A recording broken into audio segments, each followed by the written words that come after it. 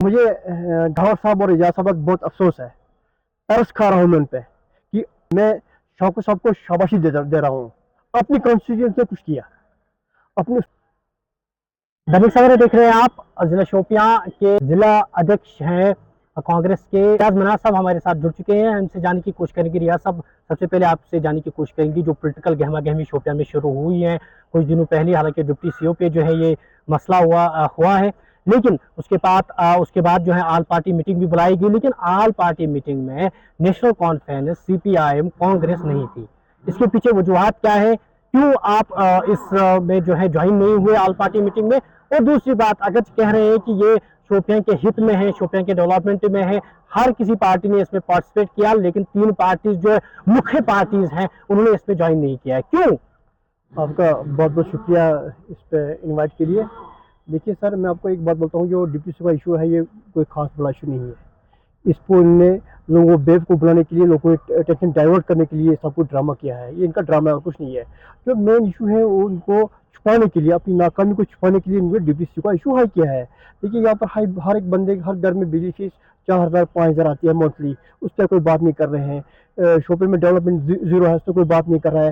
Health facility zero है, उस पर कोई बात नहीं कर रहा है। स्कूल में स्टाफ की कमी है, उस पर कोई बात नहीं कर रहा है। कंट्रास्ट की बिलें बंद है, उस पर ऑल पार्टी मीटिंग नहीं हो रही है। अब इन पानी वाटर क्राइसिस है, उस पर बात नहीं हो रही है। और इनने डीपीसी को इशू बनाया है, ये कोई बड़ा इशू नहीं है। हालांकि जो डीपीसी देखा जाए, ये एक सीनियर हेड मास्टर होता है जिसको प्रमोट करके डीपीसी को लिए बनाते, ताकि किसी दूसरे इलाके में इसका काम काज हो। देखा जाए वकी कॉन्स्टिट्यूंसी जो शोपिंग से डबल कॉन्स्टिट्यूंसी है, उनका हक है डिप्टी सीओ कि जब हमारा शोपिंग डिस्ट्रिक्ट सब डिस्ट्रिक्ट था, यहाँ पर भी डिप्टी सीओ काम कर रहा था और सीओ प्रो बैठा था। आज हमको सीओ से काम है, न कि डिप्टी सीओ से। डिप्टी सीओ को वो इलाका देखना जो इलाका इसके बगैर है, और वहाँ के लोग 20-30 किलोमीटर चल के शॉपिंग आते हैं, डिप्टी सीओ के पास है। ये कोई बड़ा इशू नहीं है। इनकी अपनी नाकामी को छुपाने के लिए सब कर रहे हैं। बात करेंगे क्योंकि इसमें ऑल पार्टीज जो है उन्होंने ज्वाइन किया है। हर किसी पार्टी के चाहे हम डिस्ट्रिक्ट प्रेसिडेंट हैं या बाकी जो सीनियर लीडर्स हैं उन्होंने इसमें ज्वाइन किया है। अगर हम जैनापुरा की बात करेंगे, जैनापुरा से एजाज मीर ने भी इसमें ज्वाइन किया है, अपनी पार्टी के एडवोकेट गौहर ने भी इसमें जो है ज्वाइन किया है, पार्टी का हिस्सा है। तो कहीं ना कहीं ये भी कह रहे हैं कि हम डेवलपमेंट के लिहाज से आगे जा रहे हैं, लेकिन मुद्दा जो है वो डिप्टी सीओ पहले, क्योंकि वो हॉट इशू बन चुका है शोपियां में, तो उसके बाद ही ये आल पार्टी यानी कि ये वजूद में आई। तो मुझे गौहर साहब और एजाज साहब का बहुत अफसोस है।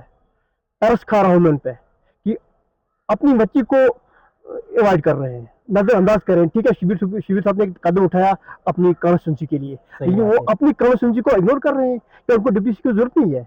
अफसोस है उनकी, मैं उन पर अफसोस करता हूँ, तरस आता है गौहर साहब पर भी और एजाज साहब पर भी।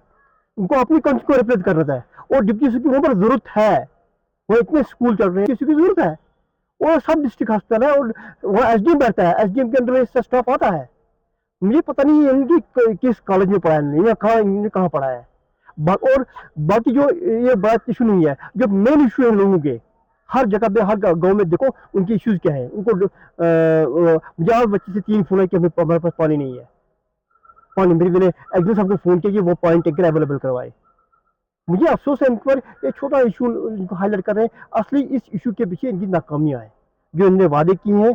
शिविर साहब ने जो वादा किया है और वादा किया है, तो ये उनकी नाकामी है। नाकामी छुपाने के लिए इनको ड्यूटी का इशू को हाईलाइट किया, और मैं इससे ज़्यादा वैल्यू नहीं देता हूँ। आप इसको वैल्यू नहीं दे रहे हैं, लेकिन तरफ से जो शोपियां के मसाइल हैं, किस तरीके से आप देख रहे हैं कि किस तरीके से हम उसको अजाला कर सकते हैं? अगर ऑल पार्टी मीटिंग बुलाई जा रही है तो आप भी जा सकते हैं वहाँ पे, जो इश्यूज हैं वो इशू उठा सकते हैं अपने। तो क्या लग रहा है आपको कि उसके बगैर भी ये इशू जो है देखिए सर, मतलब हल हो सकते हैं? देखिए सर, जो ये ऑल पार्टी मीटिंग का इशू है, ये सिर्फ पर्टिकुलरली एक पॉइंट पर टिका हुआ है। एक पॉइंट पर टिका हुआ है ना, इसके अलावा कोई बात डिस्कस हुई है तो हमने बाइकआउट किया, तो हम कसूरवार हैं। आज भी शायद इनकी मीटिंग है, कल भी मीटिंग हुई। सिर्फ डिप्टी सीओ के हवाले कोई और दूसरा पॉइंट आउट करो। मैं शौकत साहब को शाबाशी दे रहा हूँ। अपनी कॉन्स्टिट्यूंसी ने कुछ किया, अपने उसको लगा कि यहाँ पर डिप्टी की उसके बाद गए होंगे, लोग गए होंगे, रिप्रेजेंटेशन गए होगी, ताकि ये हुआ है। इसने अपने बच्चे के लिए काम किया, उसके लिए शाबाशी है। हम उसको अपने बच्चे कॉन्स्टिट्यूंसी को देखा, और ये उल्टा एजाज साहब, डावर साहब या शिबिर साहब भी इसमें इन्वॉल्व है। ऐसा इशू पर ज़्यादा इसको खींचता नहीं था। ये इशू कोई बड़ा इशू नहीं है, गवर्नमेंट का काम है देखना। क्योंकि जिस तरीके से कांग्रेस जो है अब कुछ रिलीज भी निकाली जा रही है, बताया जा रहा है कि हम जम्मू भी जाएंगे, दिल्ली भी जाएंगे, इसके पीछे वजूहत क्या है, क्या किस बिना पे आप वहां पे जा रहे हैं और क्या मकसद है उन प्रोटेस्टों का? ऑल पार्टी मीटिंग बीजेपी को छोड़कर, जैसे पीडीपी है, अपनी पार्टी है, या कश्मीर की लोकल पार्टीज हैं, इनको एक चीज होकर, एक मतलब मुद्दे पर जोर देना था कि रेस्टोर स्टेटहुड। क्या आप लोग जो है, जो बताया जा रहा है कि आप जम्मू जा रहे हैं या दिल्ली जा रहे हैं, उसका मकसद ही वही सर, इनको all party meeting state for restore के लिए करना था। ये बर्निंग इशू है इस पे कश्मीर में। अगर स्टेट रेस्टोर होता है तमाम प्रॉब्लम हल होती। लेकिन इस फजूल इशू को उठाते हैं। वो अच्छे जो इश्यूज हैं, बर्निंग इशू है, वो दखल में रहते हैं। जो हमारा कांग्रेस पार्टी का ये सेक्युलर पार्टी है, ये कश्मीर के हित में काम कर रही है। इसने बीजेपी के साथ लड़ाई शुरू की है, और ये लड़ाई तब खत्म होगी जब हमारा स्टेट रेस्टोर होगा। हम जो कल के हमारे लिए श्रीनगर चलो, जम्मू चलो, दिल्ली चलो, ये सिर्फ है स्टेट रेस्टोर, जिसके लिए प्राइम मिनिस्टर ने भी वादा किया था कि हम स्टेट रेस्टोर कर रहे हैं।